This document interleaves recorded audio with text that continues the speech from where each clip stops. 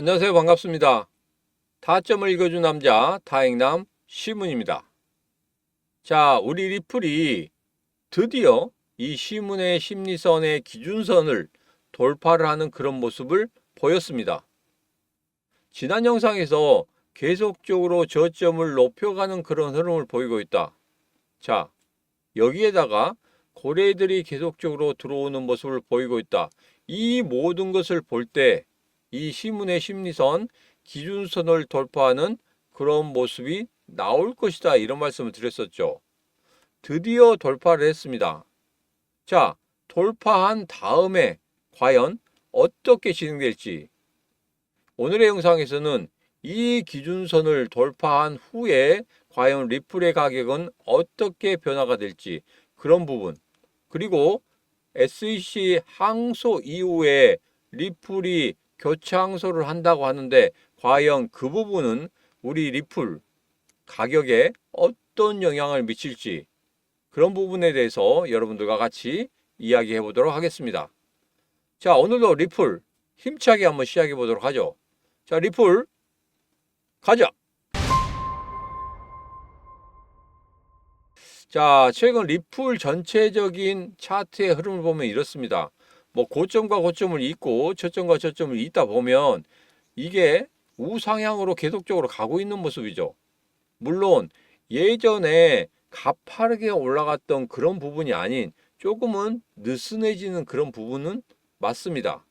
자, 그렇지만 최근에 저점을 찍고 나서 상승적으로 가는 그런 흐름을 만들고 있기 때문에 지금은 여러분들께서 제가 지난 영상에서 말씀드린 것처럼 계속적으로 물량을 늘려가야 된다. 자, 항소로 인해서 마이너스 9%까지 빠진 이후에 추가적인 하락이 없었다.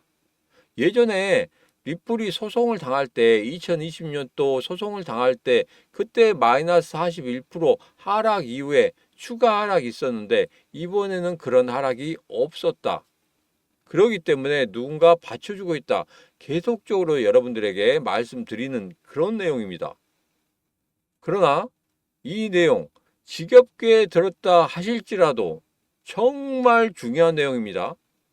분명히 지금의 흐름은 2020년도 12월 달의 흐름과 2021년도에 급등하는 700% 이상 급등하는 그 흐름을 그대로 따라가고 있다는 거.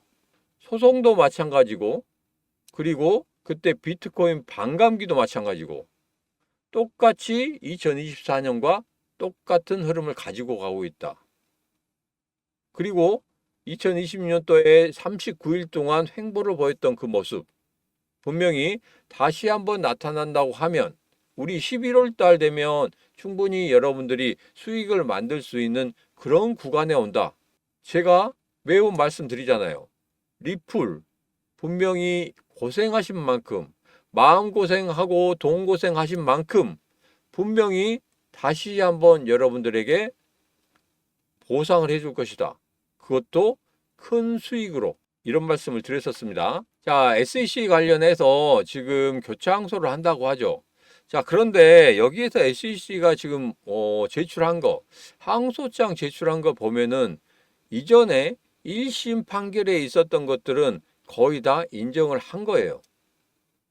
인정을 하고 나서 그 다음에 그 부분을 빼고 다른 부분에 대해서 지금 항소를 한 거거든요. 왜냐? 이 부분이 계속적으로 논쟁이 될 필요는 없을 것 같다. 더 이상 여기에서 더 논쟁을 하다 보면 SEC 입장에서는 불리한 입장이 계속적으로 될 수밖에 없다. 그리고 1심 판결보다 더 안 좋은 내용이 나온다고 하면 SEC 입장에서는 이제 암호화폐 시장에 커다란 영향력을 발휘할 수 없다는 겁니다. 자, 그렇기 때문에 SEC 입장에서는 분명히 이렇게 할 거예요. 자, 이전에 리플 관련해서 1심 판결한 거 이외에 다른 것에 대해서 이야기한 것은 무엇이냐면 이번에 내가 지더라도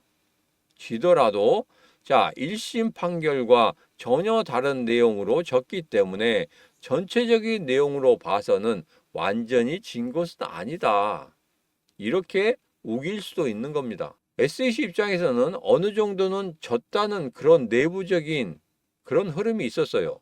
왜냐? 그때 항소 결정하기 전에 60대 40이었거든요. 항소를 하자 60, 항소를 하지 말자 40. 그러면서 여기에서 항소 이 부분을 이루어내기 전에 바로 국장이 사임을 했었죠. 게리 겐슬러의 오른팔이라는 국장이 사임을 했습니다. 자, 이 내용은 정확히 밝혀지지 않았지만 제가 썰을 한번 풀어드리자면 이건 것 같습니다. SEC와 리플 소송을 할 때 분명히 이 국장이 전체적인 컨트롤을 했을 거예요.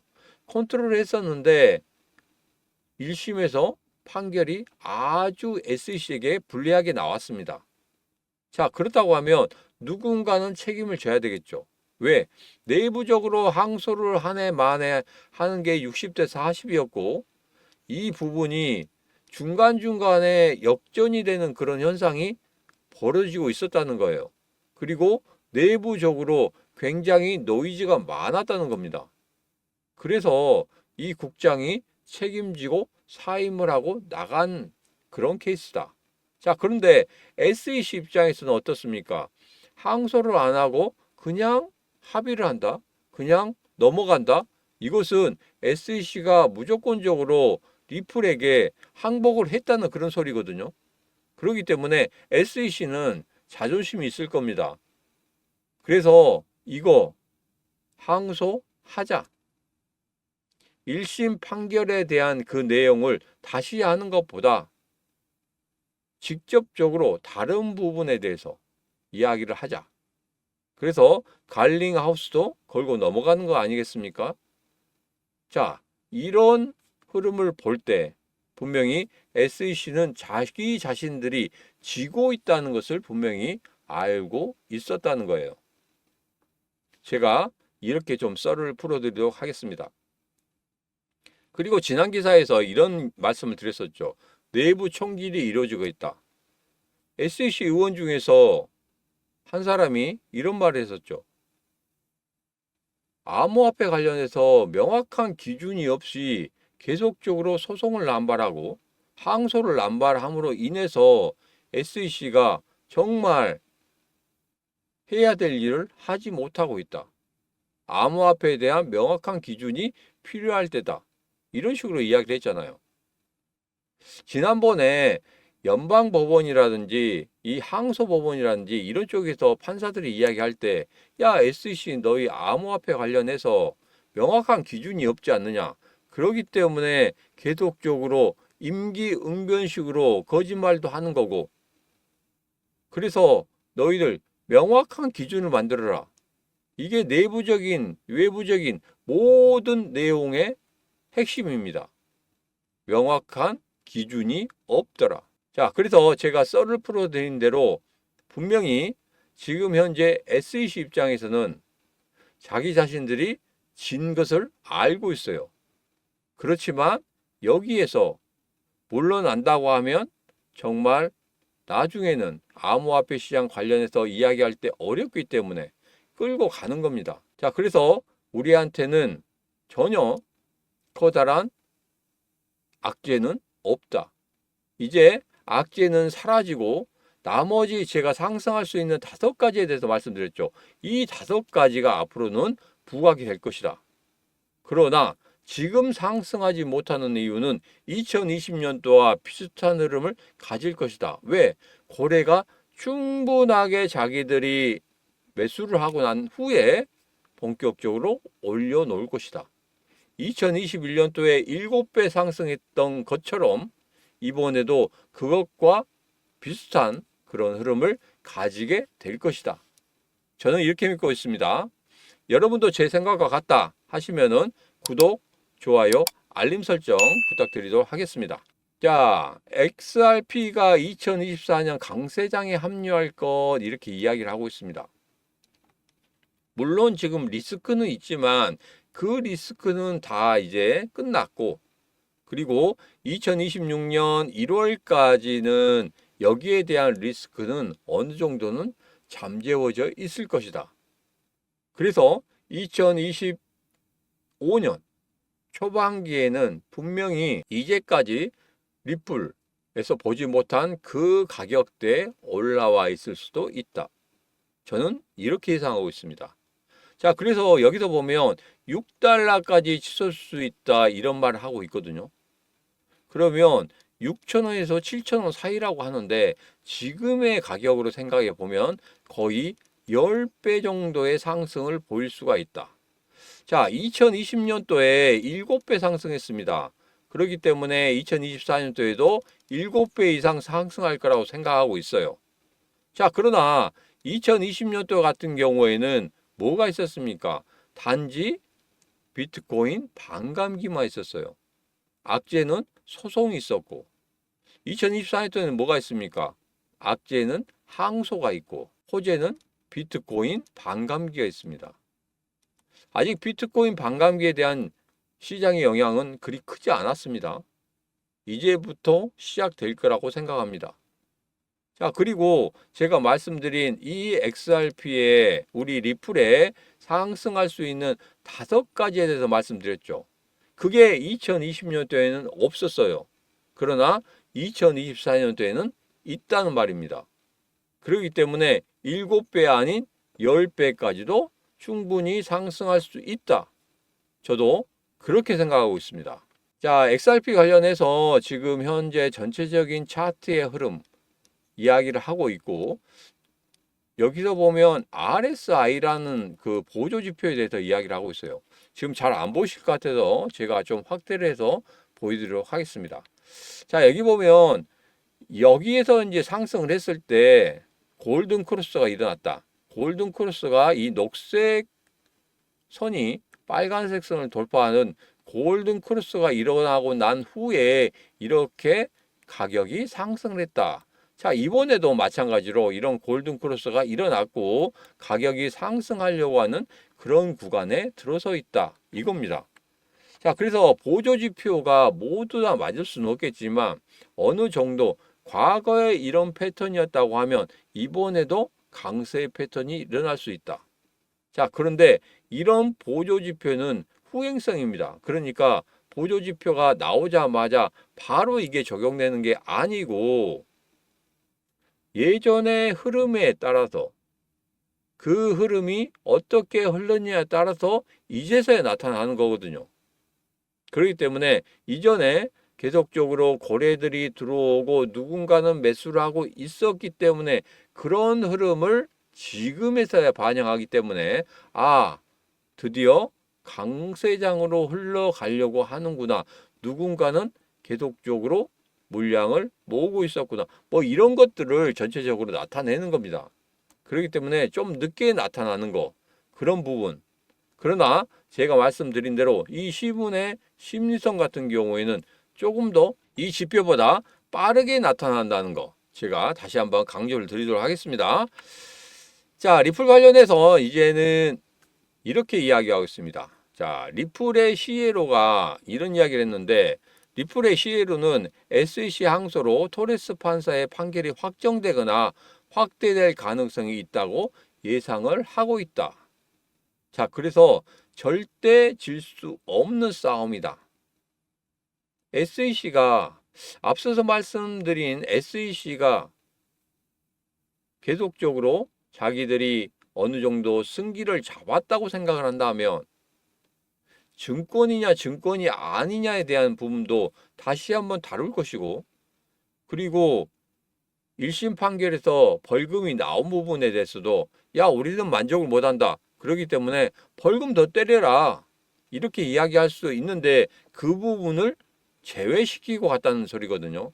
자, 그러면 뭡니까? 1심에 대해서는 진짜 우리 졌다. 할 말 없다. 이것을 인정하고 가는 거기 때문에 SEC는 1심에서 졌다는 것에 대해서 인정을 하고 이번에 항소할 때 항소를 안 할 수는 없고 무언가 격식을 갖춰야 되기 때문에 이렇게 한 거라고 생각하고 있습니다. 자, 그리고 제가 지난 영상에서 이런 말씀 드렸죠. 연방 정부 같은 경우에 연방 정부의 어떤 기관 같은 경우에는 법원에서 상당히 조금 뭔가를 좀 세워줘요. 세워주기 때문에 완전하게 SEC에게 0%로 아예 뭐 판결을 낼 때 0%로 낼 수는 없다는 거예요. 그래서 어느 정도는 길을 좀 세워줘야 된다. 자, 그래서 전체적인 흐름에 있어서는 뭐 20%에서 40% 정도는 연방 정부에 어느 정도 길을 세워주는 그런 판결을 내릴 것이다. 자, 그래서 이번 항소에서도 분명히 SEC가 조금이라도 가져갈 거는 있을 겁니다. 자, 그렇지만 전체적인 흐름으로 봐서는 분명히 리플의 승리가 확실하다. 그리고 리플이 더 가져갈 게 많다.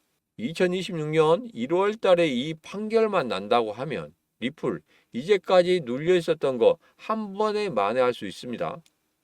자, 그리고 지금부터 2025년 초반까지는 분명히 2020년도의 흐름 그대로 흘러갈 것이다.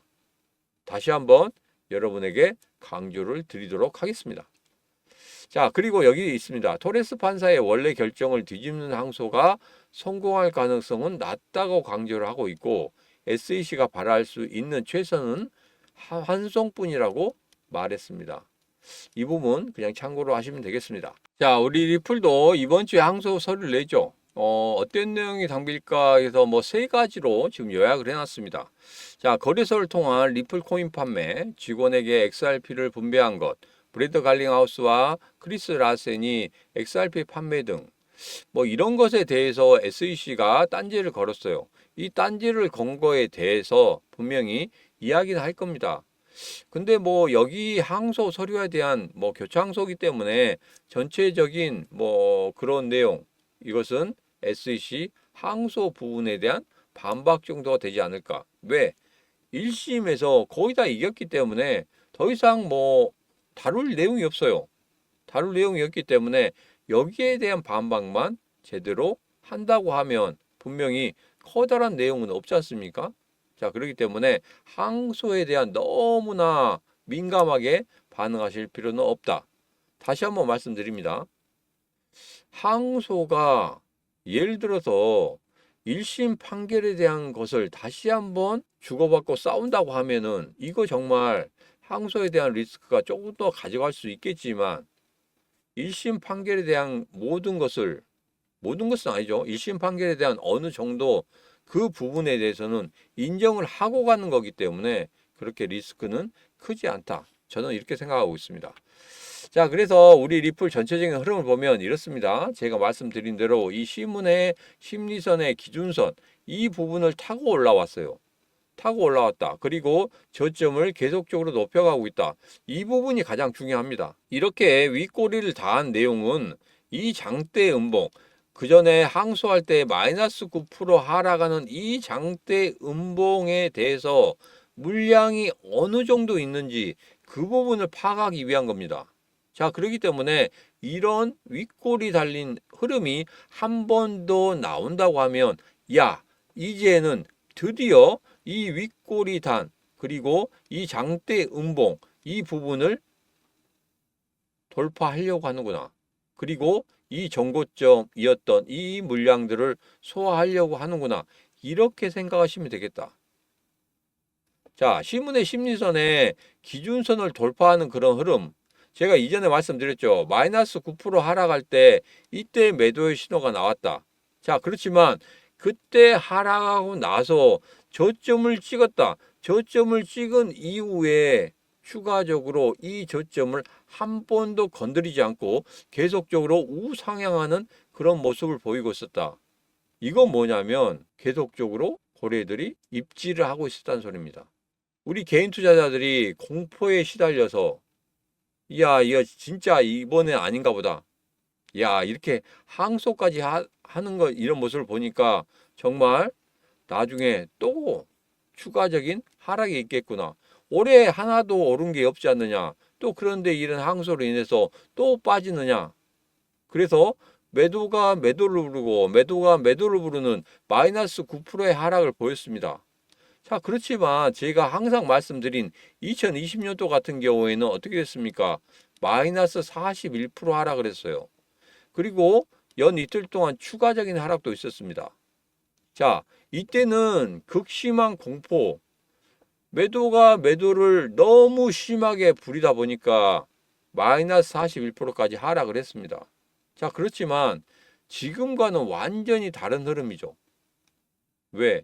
이때는 마이너스 41% 하락한 후에 추가 하락 다음에 여기에서 횡보를 했지만 지금 같은 경우에는 마이너스 9% 찍고 나서 그냥 횡보를 하고 있다는 거예요.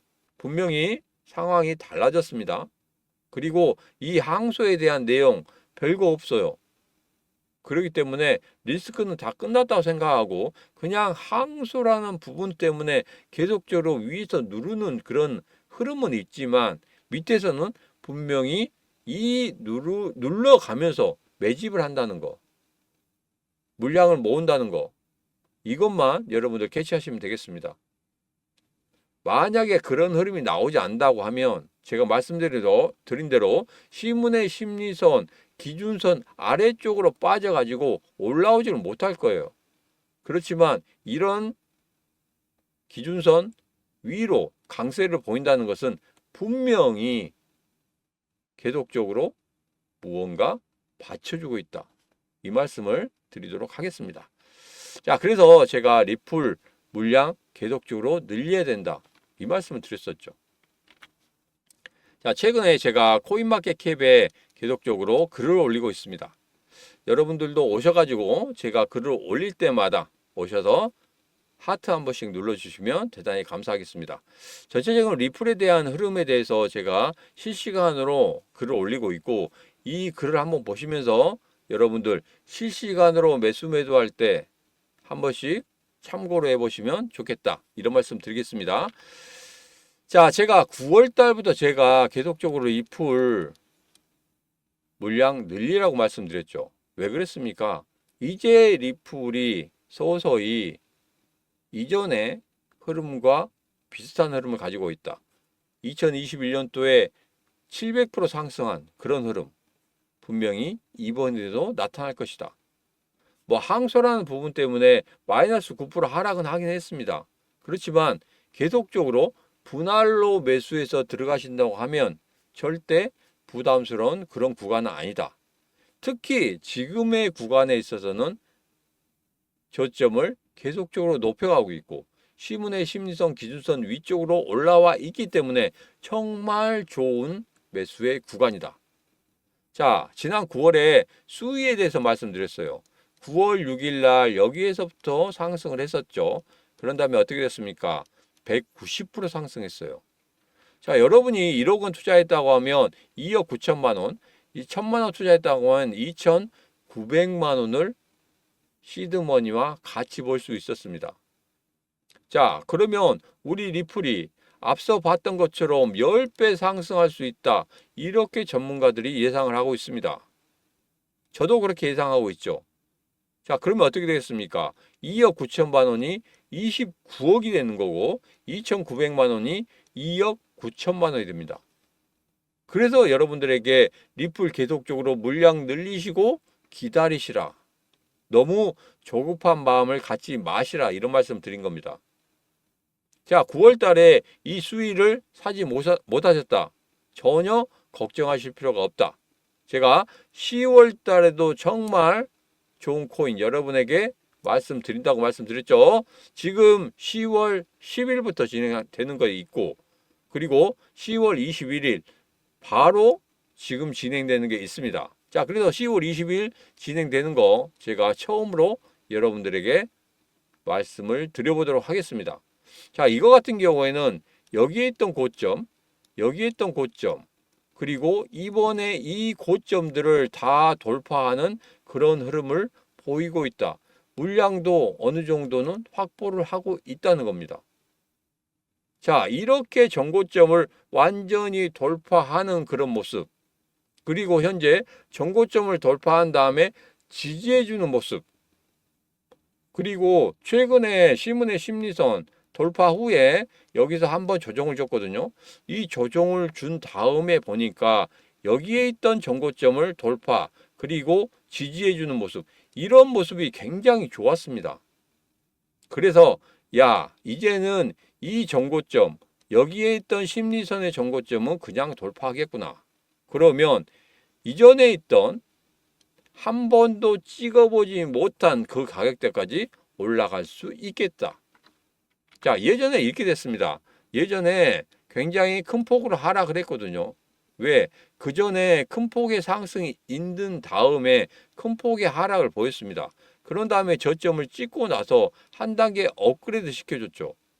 그런데 지금 전 고점을 다 뛰어넘고 있습니다.